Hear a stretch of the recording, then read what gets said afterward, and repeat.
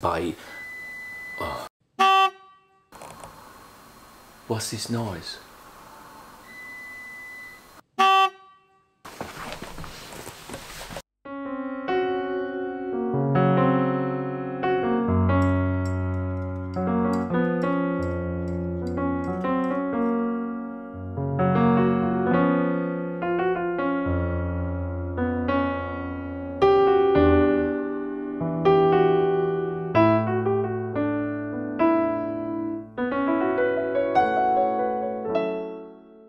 Okay, in this video I'm going to give you one technique exercise. If you only had 5 minutes a day, that's the exercise that I would recommend you do.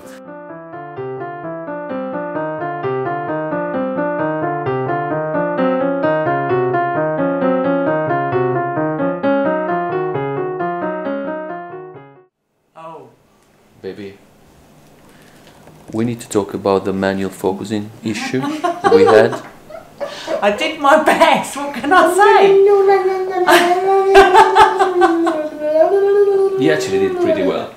It was your first time, wasn't it? I was a virgin. Now you're all black now. Oh, did you make me black? Yeah.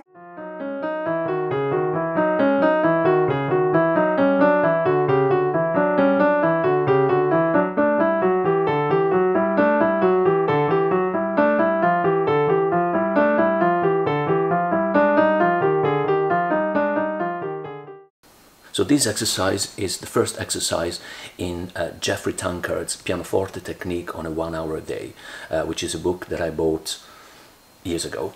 But actually recently I was watching Herbie Hancock's Masterclass, as one does, and actually this is how I realized that this exercise was not first released by Jeffrey Tankard. It was first introduced by Oscar Beringer, within a book called Daily Piano Technique or something like that, but I might be wrong. Anyway, it was first introduced by Oscar Beringer. Why do I think that this exercise or similar exercises is so important and so fruitful? Every technique exercise is good in two ways. One way is obviously strengthening the muscles in your fingers. The other way is forcing you to work on that subconscious relationship between where you put your fingers and what sounds you get, basically.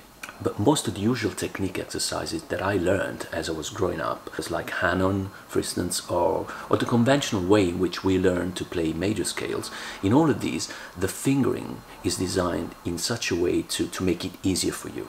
So that means that you will almost never play a black key with your thumb, for instance. Whereas this exercise forces you to start each of the sequence 1, 2, 3, 4, 5, 4, 3, 2, 1 on every of the 12 notes. So C, C sharp, D, D sharp, so on and so forth. It forces you to learn to come to terms with the sometimes difficult geography of the key, and this really helps within an improvisation context, I think. You see, it does it twice, and then it does a minor version of it, obviously with a minor third.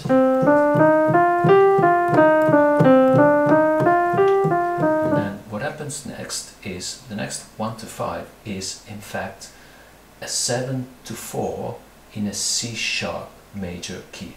So what it does, it modulates. So it does. So it's basically 7. It's a 7th degree of the C sharp major, and then it goes C sharp 1, 2, 3, 4, 3, 2, 1, 7. So it uses those 5 notes there to modulate into C sharp properly, and then the next one, it is an actual C sharp major 1 to 5. After the major, it does the minor version with a minor third, so with a natural E. And then same thing, it modulates into D major, which means it starts from C sharp, and C sharp is the 7th note of the D major scale. So 7th, 1, 2, 3 and 4 of D major, and then 1, 2, 3, 4, 5, and so on and so forth.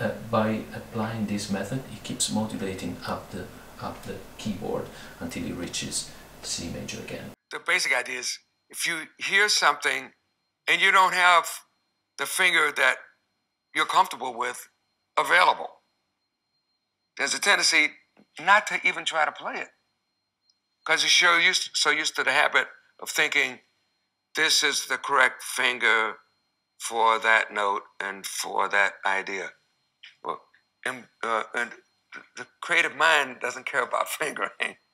So learning how to do things in this hard way actually helps to break the habit of depending on the, quote, right finger being at the right place at the right time.